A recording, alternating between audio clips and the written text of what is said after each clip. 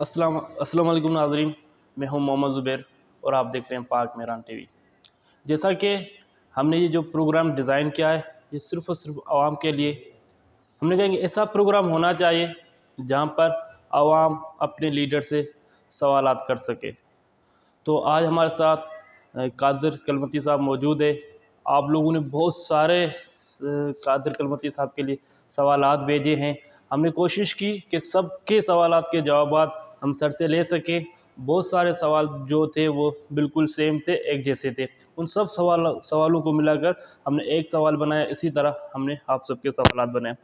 तो सबसे पहले सर आपकी मेहरबानी कि आपने हमें टाइम दिया। तो बेसिकली जो भी आज हम आपसे पूछेंगे ये हमारे नहीं बल्कि मलिर के लोगों के सवालात हैं। सर मैं सवालात करने से पहले चाहूँगा थोड़ा सा आप अपने बारे में खुद बताएं ताकि लोगों को पता चल जाए, फिर हम अपने सवाल शुरू करते हैं। मेहरबानी। मैं आपको खुशामदीद कहता हूँ। मेरा नाम से तो आप सब वाकिफ़ होंगे। कादिर बख्श कलमती मेरा नाम है। बेसिकली काठौर का मैं रिहायशी हूँ और मेरी पैदाइश 17 मई 1969 की पैदाइश है। काठौर में मैंने अपने गांव के प्राइमरी स्कूल सराज अहमद गोट में अपनी इब्तदाई तालीम हासिल की। इसके बाद 5वीं जमात पास करने के बाद मैंने मैट्रिक तक तालीम कमाल खान जोकियो स्कूल में हासिल की। उसके बाद मैंने जो है दाखिला लिया उर्दू साइंस कॉलेज कराची में, लेकिन मेरे पास वसाइल नहीं थे। मैंने तकरीबन 8-10 दिन वहाँ पढ़ा और मैंने मजबूरन वहाँ से पढ़ाई छोड़ के फिर मैं रिटर्न हुआ। कुछ दिन मैंने जामिया मिलिया में क्लासें ली और वहाँ का भी मेरे साथ यही प्रॉब्लम था कि मैं पास आने जाने का ख़र्चा नहीं था और वहाँ पे रिहाइश का भी ख़र्चा नहीं था। तो वहाँ से छोड़ के फिर मैं कुछ दिन मैंने इंटरमीडिएट के लिए मेमन गोट में क्लासें ज्वाइन की, लेकिन वहाँ पे भी यही मसला था। फाइनेंशियली मेरा फैमिली इतना स्ट्रॉन्ग नहीं था, तो मैंने वहाँ से पढ़ाई छोड़ के मैंने प्राइवेट दाखिला लिया और इंटर का मैंने प्राइवेट किया। फिर जो है इंटर करने के बाद फिर मेरे दिल ने चाहा कि मैं पढूं, लेकिन फिर मेरे पास वसाइल नहीं थे और मैं पढ़ नहीं सका। मैंने ग्रेजुएशन किया कराची यूनिवर्सिटी से प्राइवेट। कराची यूनिवर्सिटी का फॉर्म आज भी मेरे डायरी में पड़ा हुआ है, रखा हुआ है। और मैंने जो है मेरी बड़ी ख्वाहिश थी कि मैं कराची यूनिवर्सिटी से मास्टर करूं। शुरू में मास्टर के लिए मैं फॉर्म ले आया। इंटरनेशनल रिलेशन वाले सब्जेक्ट का मैंने चॉइस किया था कि मैं आईआर में और अपने मास्टर करूं, लेकिन मेरे पास वसाइल नहीं थे। और कराची यूनिवर्सिटी का फॉर्म आज भी मेरे डायरी में, मेरे अलमारी में पड़ा हुआ है और मैं पढ़ नहीं सका। और मैंने ग्रेजुएशन के बाद फिर नौकरियों के लिए मुख्तलिफ़ जगहों पे अप्लाई किया। मैं अब्दुल हकीम साहब के पास 85 में, जब वो डिस्ट्रिक्ट काउंसिल के चेयरमैन थे, मैट्रिक करने के बाद पहली दफ़ा मैं उसके पास गया नौकरी लेने के लिए। मैं हमारे गांव से काउंसलर था, मेरा कज़न था, वो उसके डिस्ट्रिक्ट काउंसिल का मेंबर था। मैं उसके पास गया, लेकिन वहाँ पे भी नौकरी, आपको पता है उस दौर में भी इतने हर किसी के लिए अवेलेबल नहीं थी, तो 85 में मुझे नौकरी नहीं मिली। फिर इसके बाद हकीम बलोच साहब सूबाई वज़ीर बने 88 में। फिर मैं दोबारा गया उसके पास नौकरी के लिए, तो फिर भी मुझे नौकरी नहीं मिली। फिर मैंने अप्लाई किया, मसाजिद स्कूल चलते थे उस ज़माने में, जलवानी साहब एसडीओ हुआ करते थे। तो 89 में मुझे एज ए स्कूल टीचर मुझे नौकरी मिली और मैंने अपने इब्राहिम गोट काठौर से एज ए टीचर अपने सर्विस का आगाज़ किया। और फिर इसके बाद मैंने जो टीचिंग के हवाले से जो कोर्सेज़ होती हैं, पीटीसी, सीटी, ये मैंने किए। और फिर मुझे जीएसटी का भी प्रमोशन हुआ, लेकिन उस दौर में मुझे अपॉइंटमेंट हुई सऊदाबाद में, तो मैंने सऊदाबाद में एज ए जीएसटी ज्वाइन नहीं किया। और मैं, क्योंकि वो दूर था, मैं शाम को सुबह एज ए स्कूल टीचर जो है जॉब करता था और शाम को अपनी दुकान चलाता था। ये उस ज़माने की बातें जो है। इससे पहले का मैंने थोड़ा सा कैप किया, बताया नहीं आपको, बल्कि इस हद तक के बागों में मजदूरी करके अपने प्राइवेट स्कूल के जो मैं तालीम हासिल कर रहा था, वो बागों में मजदूरी करके वो पैसे इकट्ठे करके फ़ीसें वगैरह देता था। क्योंकि हमारे ख़ानदान पे उस ज़माने में एक सानिया आया 83 में, बल्दियाती इलेक्शन में मेरा भाई खड़ा था, तो आपस में इलेक्शनों में तो आपको पता है होता है, तो उसमें आपस में लड़ाई में जो है एक बंदे का मर्डर हो गया और मेरे भाई जेल चला गया। बाकी भाई मेरे जो है एक भाई फरार हो गया उसी केस में, वो भी तब जो बाद में गिरफ़्तार हुआ जेल चला गया। और सबसे छोटा जब मैं बचा था तो पीछे सारे ख़ानदान का घर का हिसाब किताब चलाना था, तो मैं मज़दूरी भी करता था, मज़दूरी के साथ पढ़ता भी था। और इसके बाद जो है नौकरियों के लिए कोशिश की, सरकारी नौकरी की, लेकिन सरकारी नौकरी जाके 89 में मिला। लेकिन उस ज़माने में 80 में मेरे वालिद का इंतकाल हुआ। 83 से 89 में जो मैंने तकालीफ़ देखी, मैं समझता हूँ कि अल्लाह ताला किसी भी इंसान को नसीब ना करे जो परेशानियाँ मैंने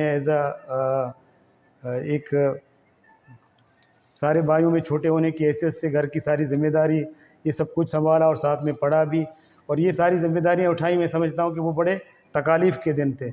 इवन के हम जो है वहाँ काठौर में सब्जियों की, आपको पता है गडाब में भी सब्जियों के ट्रक चलते थे। एक वक्त की रोटी के लिए सब्ज़ी का ट्रक भी लोड किया करते थे, ठीक है ना। उस ज़माने की अभी एक डायरी में मेरी एक नज़म मिली है, मैं आपको पढ़ के सुनाता हूँ, आपको अंदाज़ा होगा कि कितने मसाइब थे। ये उस ज़माने की नज़म है, मेरे 83 की डायरी में है लिखी हुई है, मैं सुनाता हूँ। आप अंदाज़ा कर सकते हैं कि एक टाइम की रोटी के लिए मैंने क्या तकालीफ़ उठाई है। आप सुने। गुरूर व तकब्बुर व रिया में उड़ता हुआ इंसान, खलाओं की वसतों को कुरेदता हुआ इंसान, आसमान की बुलंदियों को छूता हुआ इंसान, गुमगुश्ता औरा के तारीख़ में अहद रफ्ता का इंसान, अहद जदीद का अफ़कार नौ से आरास्ता इंसान, बुराइयों में मुलव्वस बुरे से बुरा इंसान, इखलाक व किरदार का पैकर अच्छा इंसान, सबके सवालों का जवाब रोटी, सबके सवालों का जवाब रोटी, सारे दुखों का किताब रोटी, हर एक तालिब का निसाब रोटी, सवाल है रोटी जवाब रोटी, रंग खुशबू के अबवाब रोटी, है चांद चेहरों का शबाब रोटी, है चाहतों का शराब रोटी, है हिजरतों का अजाब रोटी, चंगो सरोज और रबाब रोटी, है हर एक गुंचाए गुलाब रोटी, चाक गरेबानों का ख्वाब रोटी, है हर बशर का इंतखाब रोटी। ये बहुत बड़ा नज़म है, लेकिन मैंने छोटा सा टुकड़ा आपको सुना दिया। आप अंदाज़ा कर सकते हैं कि एक वक्त की रोटी के लिए कितनी मोहताजी होती थी। ये उस ज़माने की मेरी लिखी हुई नज़म से अंदाज़ा आप कर सकते हैं। तो ये मसाइब तकालीफ़ देखे। इसके बाद स्कूल में मैं टीचर रहा, 5 साल मैंने ड्यूटी की 94 तक, और शाम को मैं अपनी दुकान चलाता था। इसके बाद 94 में मैंने पोल्ट्री के बिज़नेस का आगाज़ किया।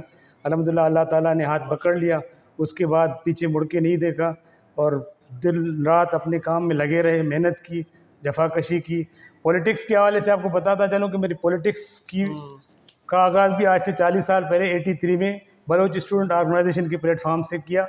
बलोच स्टूडेंट ऑर्गेनाइजेशन का उस टाइम पे बिल्कुल वसी अरीज़ एक प्लेटफॉर्म था तलबा का। उसमें हर इलाके में सेकेंडरी स्कूल में इनके यूनिट्स होते थे। मुझे याद है कि 85 में ज़िया-उल-हक का रेफरेंडम हो रहा था, तो गवर्नर जहांदाद खान काठौर तशरीफ़ लाए उसकी वर्क के लिए। उस टाइम पे गवर्नर जहांदाद खान गवर्नर हुआ करते थे। तो मुतालबात जो हमने पेश किए, मैं बज़ाते ख़ुद गवर्नर से मिला और अपने जो काठौर के मसाइल के हवाले से मुतालबात थे वो मैंने पेश किए। और चूँकि हमारी तंजीम उस टाइम पे एक इनकलाबी तंजीम थी, तो उन्होंने हमें हमारी मेंबरशिप भी मुअत्तल की। तो ये पहली सज़ा थी सियासत में मेरी 85 में, जब मैंने गवर्नर जहांदाद के सामने वो लेटर पेश किया और हमारी पार्टी ने हमें जो है सस्पेंड किया। फिर उसके बाद हमने वज़ाहतें पेश की, खैर मैं बहाल हुआ। तो सियासी प्लेटफार्म मेरा पहला बलोच स्टूडेंट ऑर्गेनाइजेशन था 83 में। इसके बाद जब स्टूडेंट लाइफ से फ़ारिग हुए तो 87 में प्रोग्रेसिव यूथ मेंट जो BSO की अपर विंग थी उसमें शमूलियत इख्तियार की। इसके बाद 90s में लेफ़्ट की सियासत का ख़ात्मा हुआ, तो फिर पाकिस्तान पीपल्स पार्टी में आ गए और वह 90 से लेकर 2018 तक मैं पाकिस्तान पीपल्स पार्टी में रहा। इसके बाद जो है पाकिस्तान तहरीक इंसाफ में कुछ अर्से रहा। आजकल जो है ना पाकिस्तान मुस्लिम लीग नवाज़ में हूँ।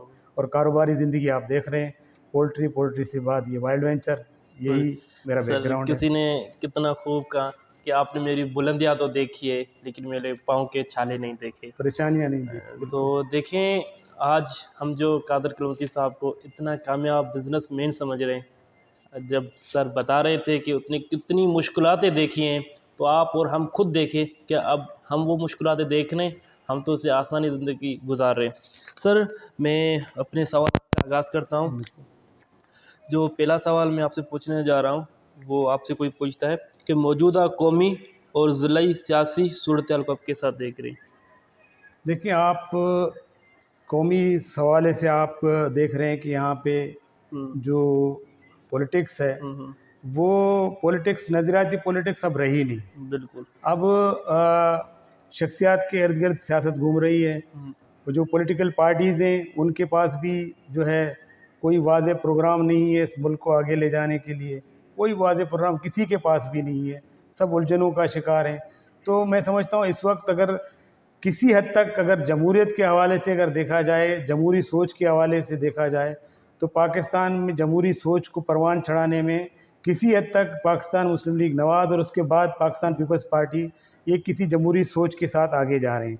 बाकी लोकल हवाले से जितनी भी पार्टियां हैं, जितनी भी यहाँ पे लेफ़्ट की सियासत कर रहे हैं या कॉम्प्रस्ती के हवाले से सियासत कर रही हैं, उन किसी के पास भी वाज़ेह प्रोग्राम नहीं है। वो सिर्फ जज्बाती नारों की बिल्कुल। बुनियाद पे हैं और जज्बाती नारों की बुनियाद पे न कुछ हासिल किया जा सकता है, न कुछ पाया जा सकता है, बल्कि बहुत कुछ खोया जा सकता है। जैसे अभी पॉलिटिकल डेवलपमेंट्स हुई हैं गुज़िश्ता 1-1.5 महीने में, उससे आप बखूबी वाकिफ़ होंगे कि इस दौरान जो है पॉलिटिकल पार्टीज़ जिन्होंने जज्बातियत का सहारा लिया उनके साथ क्या हुआ। तो जज्बातियत सियासत नहीं है, सियासत मैच्योरिटी का नाम है, सियासत पुख्तगी का नाम है और सियासत एक वाज़ेह प्रोग्राम का नाम है। इन दोनों पार्टियों के पास मैं समझता हूँ किसी हद तक जमहूरियत के हवाले से एक ट्रैक मौजूद है कि इस मुल्क में जमहूरियत मुकम्मल तौर बहाल हो, इंसानी हुकूक बहाल हो। तो सूरत हाल क्या देख रहे हैं कि अच्छे दिन आएंगे या और भी मज़ीद आवाम को मुश्किलात का सामना करना पड़ेगा? देखें, कौमों की तारीख़ में जो है ना, मेरा एज आपका एज कोई माने नहीं रखता। 75 साल, 70 साल, 80 साल, एक इंसान की 60 साल ज़िंदगी होती है। कौमों की तकदीर तब्दील होने में सदियां लग जाती हैं।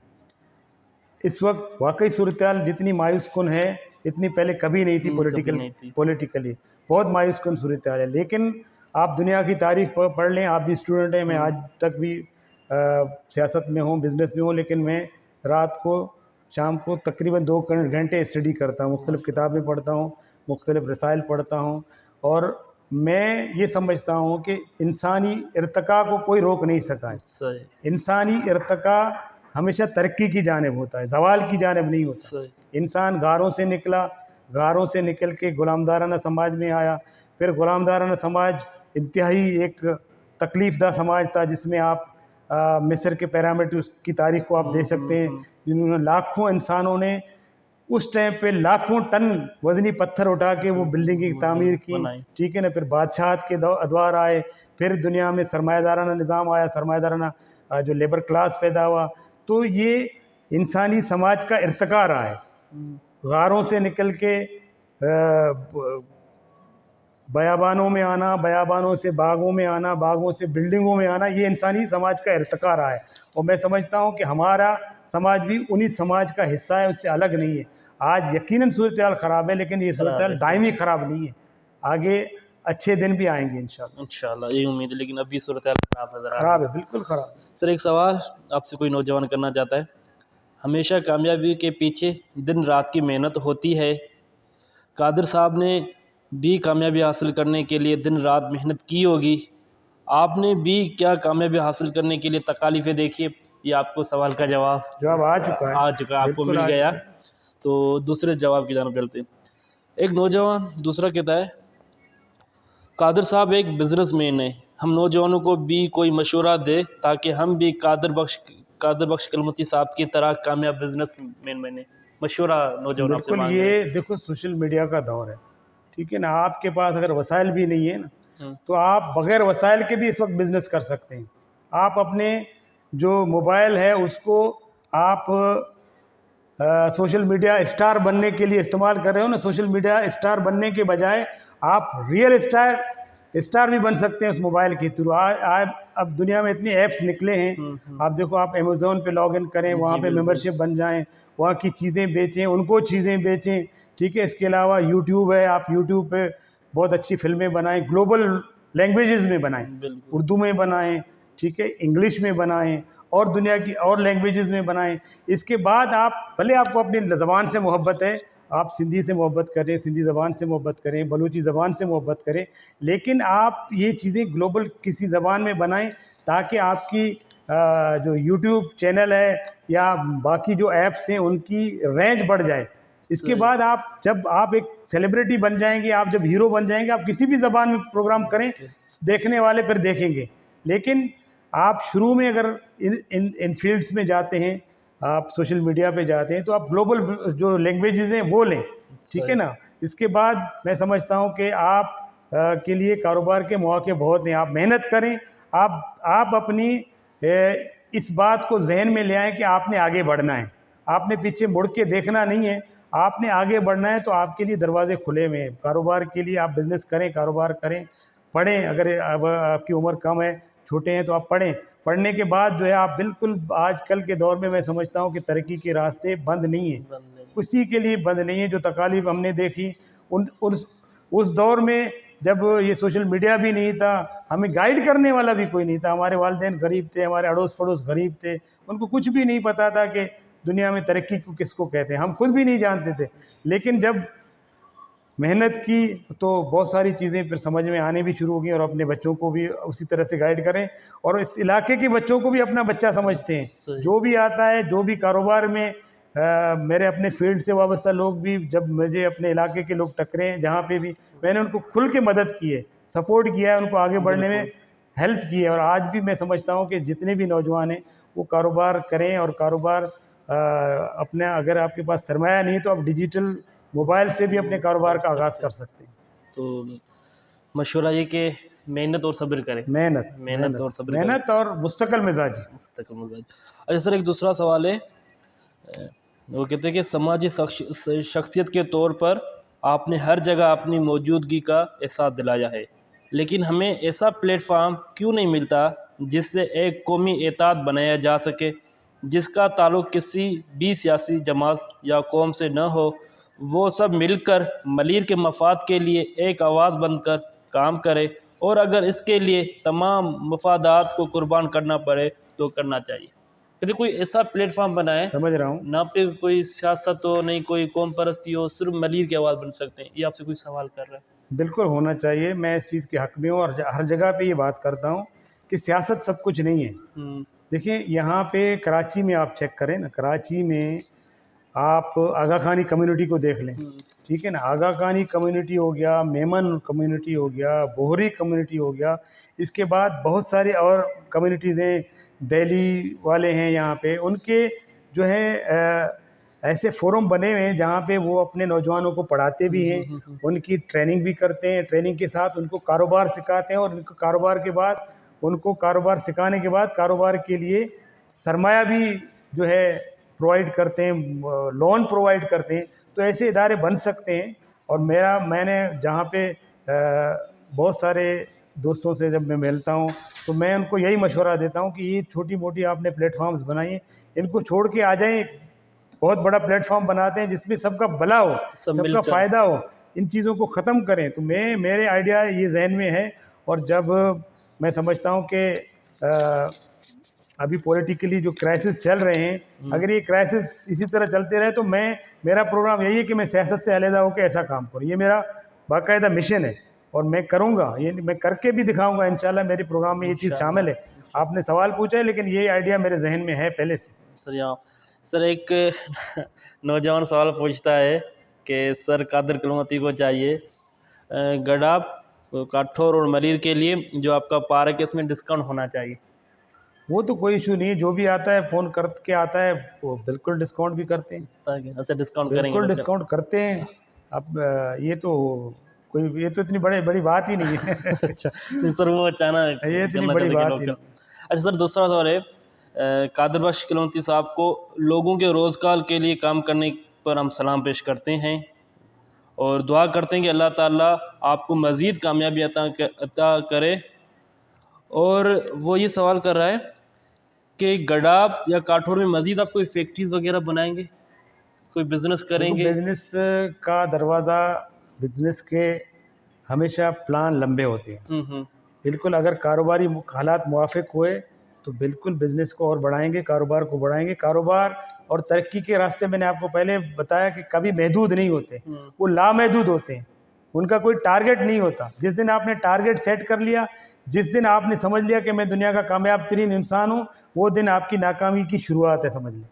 आप अपने टारगेट कभी सेट नहीं करें कि मेरा टारगेट ये। टारगेट कारोबार में, बिजनेस में अनअचीवेबल टारगेट को भी आप अचीव कर सकते हैं जब आप उसकी तरफ बढ़ते हैं। तो मेरे आगे भी बिल्कुल प्रोग्राम है। मैं कारोबार, अगर कारोबारी हालात मुवाफिक रहे तो मैं कारोबार इसी इलाके में इधर ही बढ़ाऊँगा इंशाल्लाह। सर, एक नौजवान सवाल करता है कि हमारी दिली ख्वाहिश है कि सर कादर बख्श MP या MNA बने, सड़कों में मशवरा देते हैं और सर से रिक्वेस्ट भी करते हैं आप सिर्फ इलेक्शन में लड़ें, हम नौजवान मिलकर दिन रात मेहनत कर कर आपको जितवाएंगे। सर प्लीज़ एक मरतबा MP या MNA की सीट पे इलेक्शन लड़ें। सर नौजवान आपको कहते हैं। मेहरबानी, उस नौजवान की मोहब्बत है कि उसने मुझसे दरख्वास्त की और मेरे साथ देने का उसने वादा भी किया है। इंशाल्लाह मैं 40 साल से, मैंने आपको बताया, मैं सियासत में हूँ और मैंने कभी भी सियासत में जब मैं इंटर हुआ, मैं हल्फिया कहता हूँ कि मैंने 3 कस्में उठाई उस टाइम पे, और आज तक मैं तीनों कस्मों पे कायम हूँ। वो 2 कस्में मैं आपको ऑन एयर बता सकता हूँ, एक मैं नहीं बता सकता, वो कुछ और मामला है, फिर आपको इंडिविजुअली शायद मैं बता दूँ कि एक कसम मैंने ये खाई कि मैं सियासत पे कभी पैसा नहीं लगाऊंगा, ठीक है। और दूसरा कसम मैंने ये खाया कि मैं सियासत से कभी पैसा नहीं खाऊंगा, कमाऊंगा भी कभी नहीं। ये 2 कस्में मैंने बचपन में खाई हैं जब मैं पॉलिटिक्स में एंटर हुआ। मैं इन कस्मों पे आज भी कायम हूँ। अभी अगर दरमियान में देखो, मैंने इलेक्शन लड़ा नहीं लेकिन लोगों को लड़वाया, लेकिन मैंने लोगों को लड़वा के उनके इलेक्शन कैंपेन पे लोगों को पैसा कभी नहीं दिया, पैसा खर्चा नहीं किया। पैसा, हाँ, उनके पोस्टर बनवाए, उनके जलसे करवाए, ये चीज़ें। अगर मैं कल इलेक्शन लड़ूंगा तो इसको पैसा लगाना नहीं कहते। पैसा लगाना उसको कहते हैं कि आप RO को ख़रीद लें, आप वोट खरीद लें, आप लोगों को पैसा वोट के लिए दें। मेरे कहने का मतलब ये है कि मैं सियासत पे उस तरह का पैसा नहीं लगाऊंगा कि मुझे दोबारा जाके करप्शन करना पड़े उस पैसे को निकालने के लिए। तो मैं इंशाल्लाह इस दफ़ा 2023 में अगर इलेक्शन हुए तो मैं बिल्कुल खड़ा हूँगा।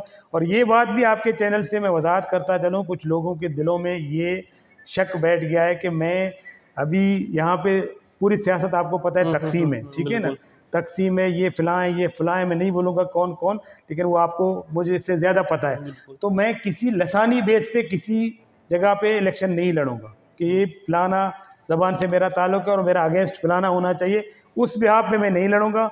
इलेक्शन का जिस दिन डेट अनाउंस होगा, मैं जिस पार्टी में हूँ उसके टिकट के बाद मैं देखूंगा कि उसकी पार्टी स्ट्रेंथ कौन से NA पे या PS पे ज़्यादा है, मैं वो डिसाइड करूंगा। क्योंकि आपको पता है मेरा ताल्लुक़ इस वक्त पाकिस्तान मुस्लिम लीग नून से, उसका लोकली कोई भी एक दो बंदे ऐसे हैं जो इलेक्शन लड़ने की अहलियत रखते हैं, बाकी तो उसका कोई यहाँ है नहीं।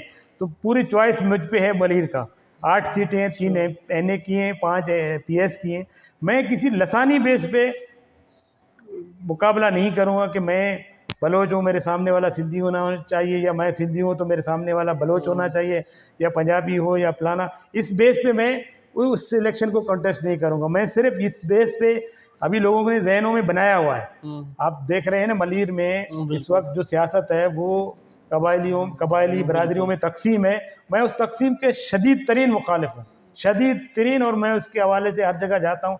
आप भी मेरे प्रोग्रामों में, मेरे स्पीचेस भी आपने सुने होंगे कि मैं इसकी खिलाफ बात करता हूँ, खुल के खिलाफ बात करता हूँ कि ये चीज़ें नहीं होना चाहिए। देखो, ये जो तकसीम है ना, ये सिर्फ़ और सिर्फ हुक्मरान उनको फ़ायदा देता है जो इक़्तिदार में है। इसका फ़ायदा आवाम को कुछ भी नहीं है। आवाम सिर्फ जज्बाती होके नारों के पीछे, ट्रक की बत्ती के पीछे लग जाता है, उनको अपना फ़ायदा कुछ भी नहीं है। तो इन नफ़रतों को, इन नसीबतों को, इन दावतों को ख़त्म करने वाली सियासत होनी चाहिए, न कि इनको बढ़ावा देने वाली सियासत होनी चाहिए। अच्छा सर, दूसरा भी ये सवाल है कि सर कादर कलम से ये पूछिएगा कि आप पार्टीज़ ज़्यादा चेंज क्यों करते हैं?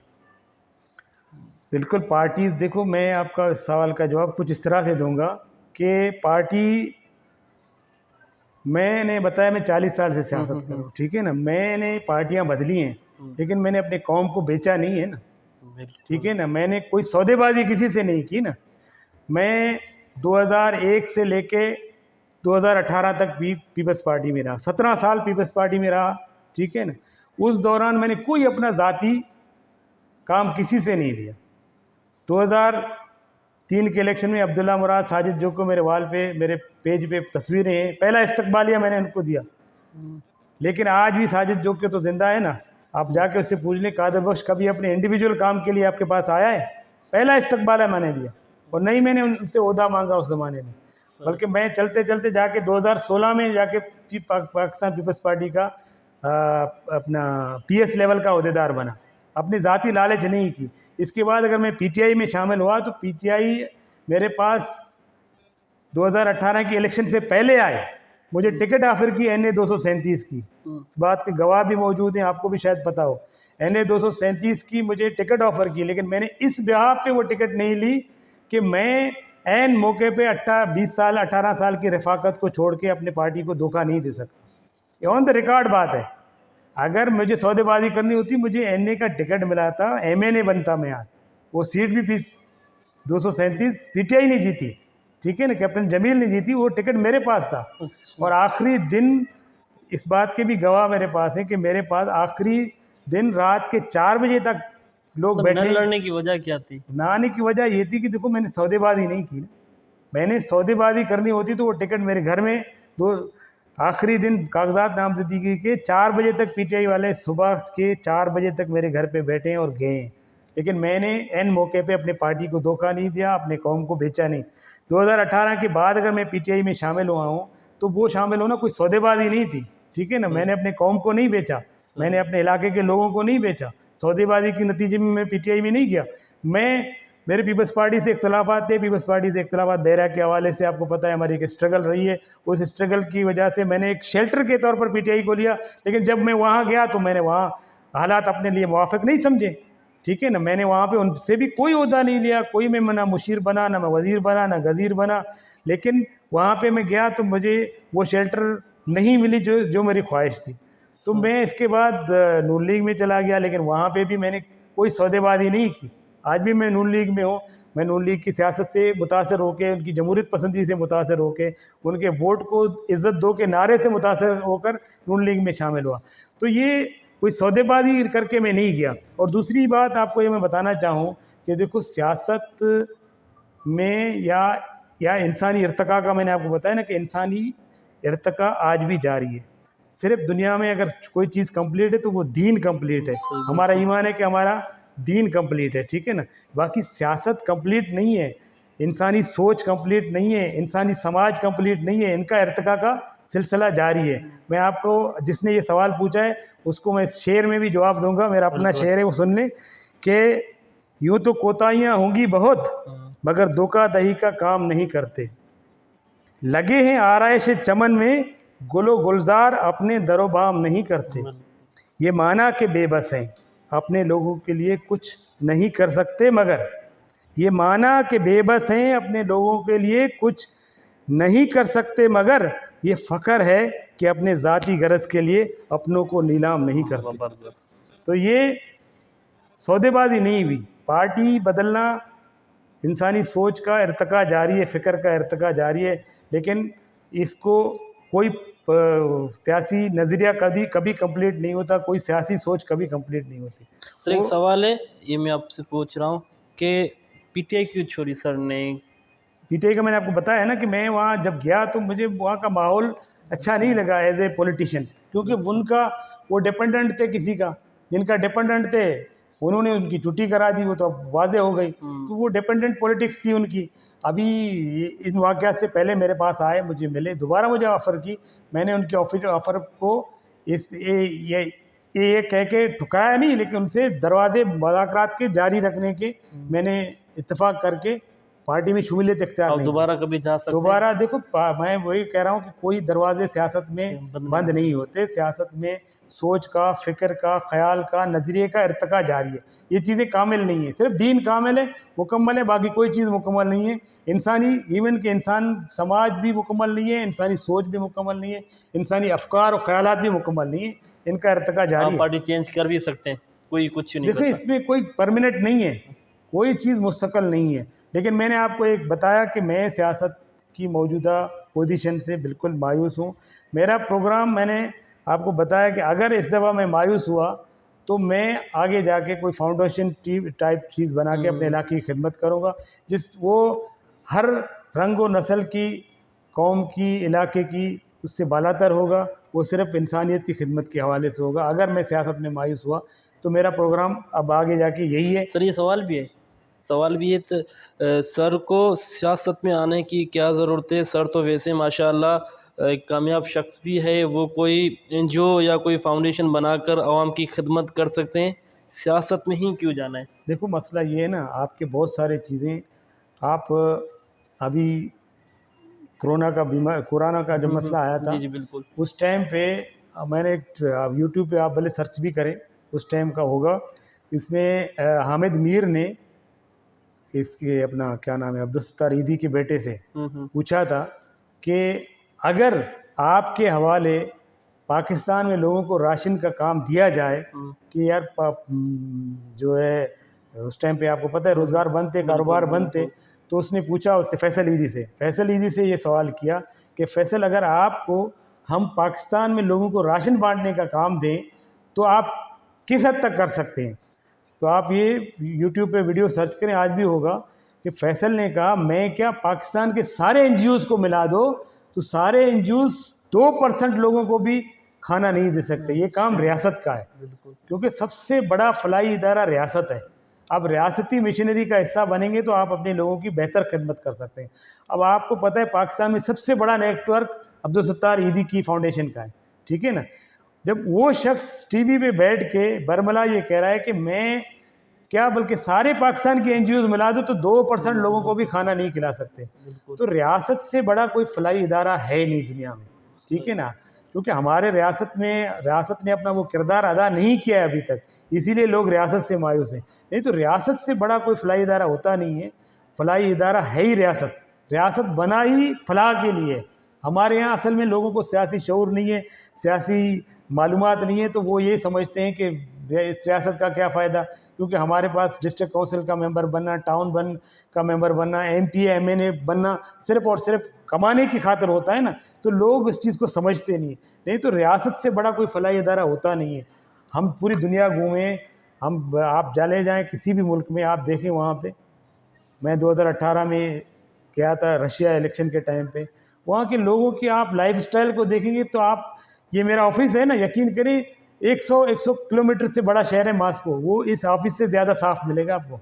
सही। सर एक सवाल गडाब के नौजवान ने पूछा है, वो कहते हैं कि हम गडाब के नौजवान यूनिवर्सिटी में पढ़ते हैं और तकरीबन 40 से 50 नौजवान है जो यूनिवर्सिटी जाते हैं। सर हमें जाने में इंतहाई मुश्किलात होती है, हमारे पास कोई ट्रांसपोर्ट नहीं है, बसों में धक्के खाते हुए जाते हैं और हमने हर सियासी लीडर का दरवाज़ा भी खटखटाया है, वहाँ पर भी गए, हमने ऐसा कि यूनिवर्सिटी में एहतजाज भी रिकॉर्ड कराया, उसके बाद भी हमें कोई पॉइंट, कोई बस नहीं मिली। हमारी बहनें भी पढ़ना चाहती है यूनिवर्सिटी में गडाब की, उनके पास भी ट्रांसफ़र नहीं है। अब हम मायूस होकर बैठ गए हैं। सर आपसे ये दरख्वास्त है कि आप भी हमारे लिए आवाज़ उठाएँ। बिल्कुल, मैंने आवाज़ हर जगह पे उठाई है, इस पे बात भी मैंने की है, मेरे वीडियोस भी ऑन द रिकॉर्ड है।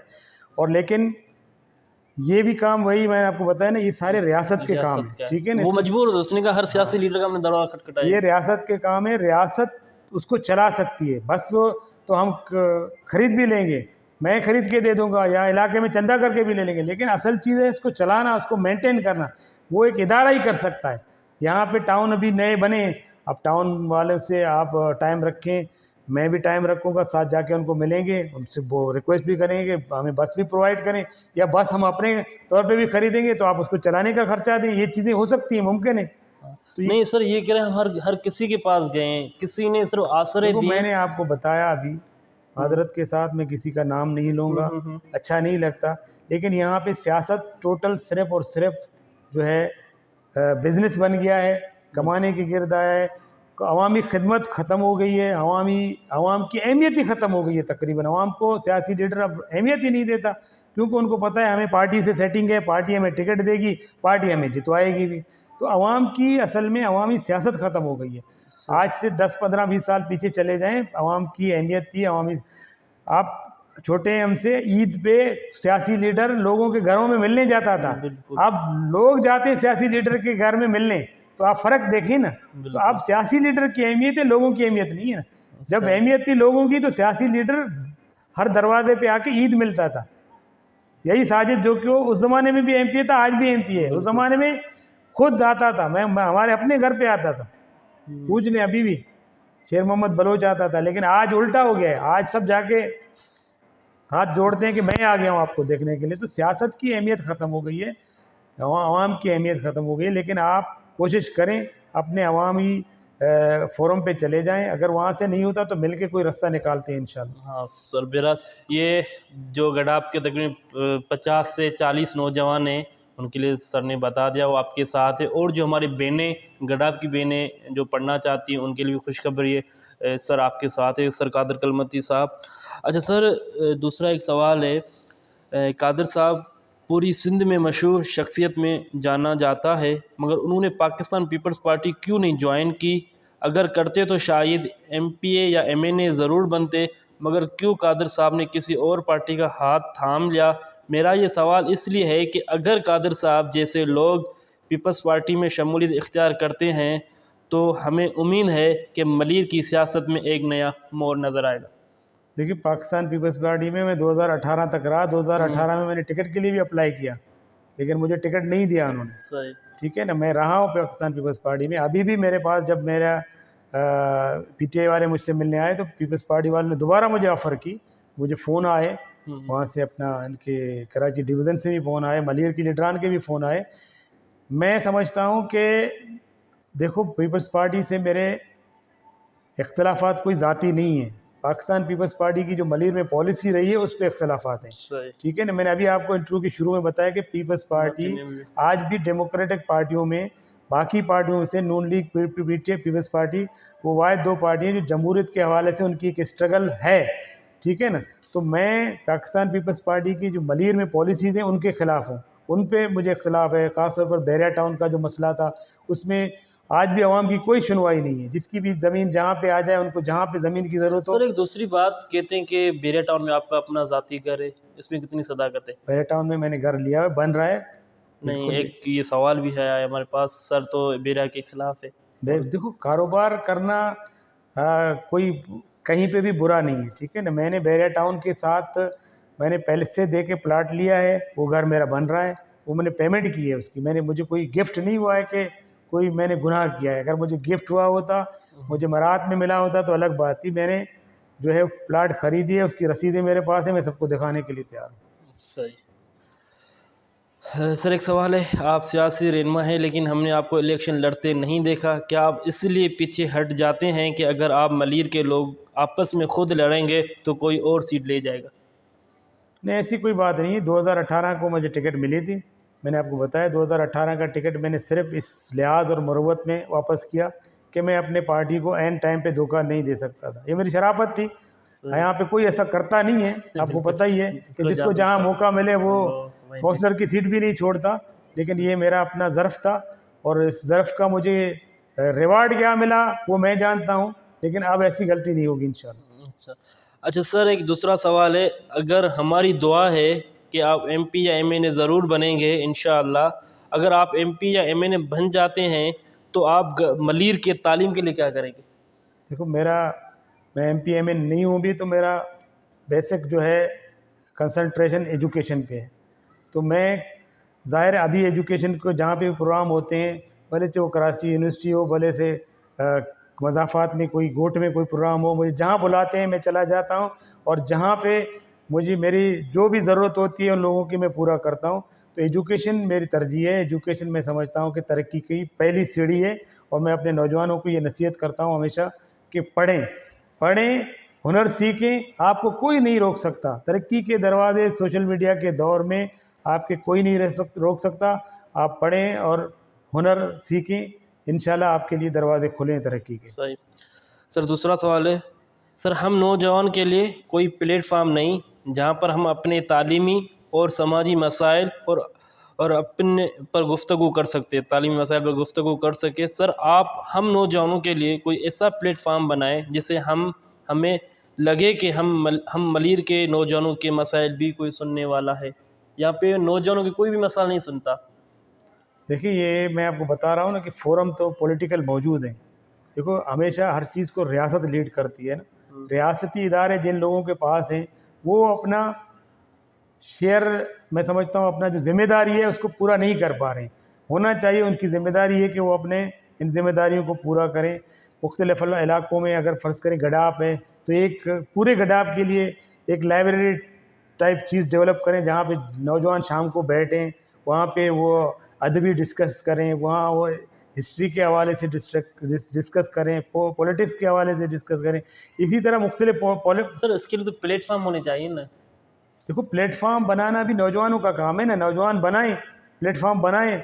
और हम देखो, मैं आपको जब 83 की पॉलिटिक्स की बात कर रहा हूँ तो हमारे ऐसे फोरम थे इलाका वाइज, हर इलाके में थे। अच्छा। तो वो चीज़ें आप दोबारा डेवलप कर सकते हैं, वो आपकी ब्याह पे। हमारे पास तो पैसे भी नहीं थे, हम एक एक रुपया चंदा करते थे। आजकल तो आप किसी एक के पास भी जाएंगे तो आपको एक चीज़ बना के देगा, आपको सपोर्ट करेगा। एक महीने का तो कम से कम आपका जो है ना एक्सपेंसेस तो बर्दाश्त करेगा। हम तो एक एक रुपया करके जमा करते थे, हमारे फोरम बने हुए थे मुख्तलिफ गोटों में। आपके गडाब में भी था उस टाइम पे, हमारे काठौर में अलग से था। तो हम अपने बड़ों से पढ़ते थे और अपने छोटों को हम पढ़ाते थे। अच्छा, तो ये चीज़ें अब भी डेवलप हो सकती हैं, लेकिन अब वो शऊर ख़त्म हो गया है, वो जज्बे ख़त्म हो गए, वो मोहब्बतें ख़त्म हो गई। तो ये चीज़ें पैदा की जा सकती हैं दोबारा से। नौजवानों को ही करना पड़ेगा, लेकिन आप उनको फुल सपोर्ट करेंगे। मैं मुकम्मल उनको सपोर्ट करूँगा। नौजवान सर इसलिए भी प्लेटफार्म नहीं बना सकते हैं, उसको कोई सपोर्ट करने वाला नहीं होता है, उसको कोई गाइड करने वाला नहीं होता है, ये मायूस हो जाते हैं। देखो, इधर इनका प्लेटफार्म था, ये जो चला रहे थे मनवर और जफ़र, क्या नाम मेरे जहन से निकल गया। वो जब भी हमें बुलाते थे, जो भी प्रोग्राम होता था हम जाते थे। आपके सामने मेहरान अवेयरनेस वाले करते हैं, कादर बख्श वहाँ बैठा होता है सामने, कोई गोट में है, तालीम हर प्रोग्राम सर हर जगह पे कादर बख्श तो बैठा होता है। मैं अपनी जिम्मेदारी की बात करता हूँ। मुझे यहाँ ये आपकी गड़ा पे कंप्यूटर नूर कंप्यूटर वाले बुलाते हैं, हर साल मैं चला जाता हूँ, ठीक है ना। तो मेरे से जो हो सकता है मैं कर रहा हूँ, और मैं अब भी हाजिर हूँ। मैं नौजवानों को कहते हैं कि प्लेटफार्म बनाएं, मेहनत करें। आज आपको चांसेस ज़्यादा हैं। कल हमारे टाइम, हमारे जो एज था 14-15 साल की, जब 83-84 में हमने ऐसे फोरम्स बनाए, लेकिन हमारे पास ग्राउंड नहीं था उस टाइम पे। ओवरऑल भी गुर्बत थी, हमारे अपने लोगों के पास भी इतना पैसा नहीं था कि हमें स्पॉन्सर करें, लेकिन हम जज्बा था, हम करते थे प्रोग्राम। आज आपके पास मैं समझता हूँ कि ज़्यादा मौके हैं, आप इनिशिएटिव तो लें, आप आगे तो बढ़ें। सर दूसरा ये सवाल है, अगर सर एमपी या एमएनए बन जाते हैं और उनको कोई बड़ा सा ओहदा मिल जाता है तो वो मलीर में क्या चेंजिंग लाएंगे? देखो, मलीर में मेरी तरजीह होगी एजुकेशन, तालीम के हवाले से जो मुझसे हो सकता है मैं कर लूँगा। इसके बाद हेल्थ का सेक्टर आता है, और पहली तरजीह तालीम होगी, फिर हेल्थ। अच्छा, तालीम और हेल्थ इंशाल्लाह। और रोज़गार तो ज़ाहिर है, तब तालीम आएगी, ठीक है ना। रोज़गार तो खुद इंसान पर बहुत, एजुकेशन जब देखो हमारे पास आज भी एजुकेशन, क्वालिटी एजुकेशन नहीं है। इसीलिए नौजवानों को पता ही नहीं कि हमारे रास्ते क्या हैं, हमारी तरक्की के रास्ते क्या हैं, हमें क्या करना चाहिए। आज भी दुनिया आपके लिए ओपन है, खुला हुआ है, लेकिन आप एक महदूद सोच के मालिक बन के बैठे हैं, आपको पता ही नहीं है। आप अभी आपने मुझसे सवाल किया ना कि बहरिया के ख़िलाफ़ है, तो बहरिया के ख़िलाफ़ इस सेंस में नहीं हो कि बहरिया ही नहीं होना चाहिए था। हाँ, बहरिया की ज़्यादतियों के ख़िलाफ़ है, ठीक है ना। उनकी ज़्यादतियों के, उनकी कब्ज़ागिरियत के ख़िलाफ़ है। भाई बहरिया आया है तो चलो, बहरिया के एडवांटेज भी हैं, डिसएडवांटेज भी हैं। तो इसी तरह बहरिया का मैं बता दूं कि गडाब की 80% सिर्फ गडाब के बहरिया में रोज़गार करते हैं, बिल्कुल। और पूरे मलीर के में मैं समझता हूँ ज़्यादातर अगर बहरिया नहीं होता तो एक गुर्बत सी होती, तो बहरिया तो फ़ायदेमंद है। एडवांटेज भी हैं, डिसएडवांटेज भी हैं। डिसएडवांटेज उसका ये है कि कब्ज़ागिरियत, ठीक है ना, लोगों की ज़बरदस्ती। कोई अपनी चीज़ बेचना चाहता है, वो अपनी मर्ज़ी का मालिक हो ना, यहाँ मर्ज़ी का मालिक नहीं है असल में। सही। अच्छा सर, आखिरी सवाल, जो सब सवाल ख़त्म हो गए हमने सब मिला करके, आखिरी सवाल पूछता है सर, मुझे बहुत से तकरीबात में आपकी तकरीर सुनने का मौका मिला। आपकी शायरी में एक बड़ा सा मैसेज होता है। सर मेरा आपसे सवाल ये है कि आप जो आपका पसंदीदा शेर हो वो हमें सुनाएं। अपना या किसी शायर का? नहीं, आपका अपना, जो आप पसंद करते हो, किसी शायर का हो जो आपको समझ में आता है। ये चलो मैं अपना सुनाता हूँ आपको, ठीक है। आलमे वहशतो जुनू में राहिए दश्ते वफ़ा, मेरा रास्ता न रोकिए। वाह वाह। आलमे वहशतो जुनू में राहिए दश्ते वफ़ा, मेरा रास्ता न रोकिए। वीरानिए बेरंग बू में तलाश गुल को चला, मेरा रास्ता न रोकिए। कोई तड़प रहा शिद्दते प्यास से, कहीं भूख की आहो फुगा। कोई तड़प रहा शिद्दते प्यास से, कहीं भूख की आहो फुगा, मेरे चार सू है मंजरे करबला, मेरा रास्ता न रोकिए। ईमान व पैमान के दाम लग रहे, ईमान व पैमान के दाम लग रहे, ज़मीर व ज़मीन के सौदे हो चुके। किमार खाना सियासत में सब कुछ बिका हुआ, मेरा रास्ता न रोकिए।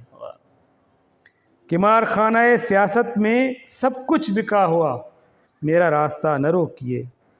मैं आब ईसार व वफ़ा जानिब मंजिल हूँ रवां दवां। मैं आब ईसार व वफ़ा जानिब मंजिल हूँ रवां दवां, बन के खाइयाँ कभी जाड़ियाँ, मेरा काफ़िला मेरा रास्ता न रोकिए।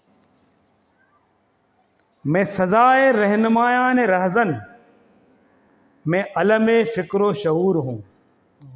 मैं सजाए रहनुमायान रहज़न, मैं अलमे फ़िक्र शऊर हूँ। आहे गरीब शहर हूँ, मैं सदाए बेनवा, मेरा रास्ता न रोकिए। लंबे हैं फासले ये राह के, मेरा हौसला भी कुछ कम नहीं। लंबे हैं फासले ये राह के, मेरा हौसला भी कुछ कम नहीं। ये लम्हे हैं कीमती देकर पलटने की सदा, मेरा रास्ता न रोकिए। मैं दीवानाए ज़र नहीं, मैं एक गदाए मेहरो वफ़ा। मैं दीवानाए ज़र नहीं, मैं एक गदाए मेहरो वफ़ा। तिश्नगी बहर हूँ बअब्र आसरा, मेरा रास्ता न रोकिए। न होलना किए तूफ़ान से डर कोई, न खौफ़े सितमगरान वक्त। न होलना किए तूफ़ान से डर कोई, न खौफ़े सितमगरान वक्त। देखते जाइए बस मेरा बुलंद हौसला, मेरा रास्ता न रोकिए। कोताहिए बागबां भी तो होगा बायसे वीरानिए चमन। कोताहिए बागबां भी तो होगा बायसे वीरानिए चमन, वरना तन्हा उदू में इतना दम कुजा, मेरा रास्ता न रोकिए। क्यों नाजरीन, आपने कादर साहब की वो गुफ्तगू सुनी जो आपने कहीं नहीं सुनी होगी। उनके जज्बात भी देखे और मुझे उसके अंदर एक कुछ करने की लगन भी नज़र आई। उम्मीद करते हैं इसी तरह नौजवान का सपोर्ट करते रहेंगे। लेकिन मैं आखिर में भी मैं बता दूं कि हमारे इस प्रोग्राम का हर कोई मुकाबला नहीं कर सकता। हमारे इस प्रोग्राम का वही लोग मुकाबला कर सकते हैं जो जिनमें ये हिम्मत हो कि आवाम के सवालात के जवाब दे सके। क्योंकि आपको तो पता है कि आवाम को सब कुछ पता है, वो पूछना चाहती है, आवाम सवाल करना चाहती है। अगर उनके लीडरों के पास जवाब हो तो वही हमें टाइम दे सकते हैं, वही हमारा सामना कर सकते हैं। शुक्रिया।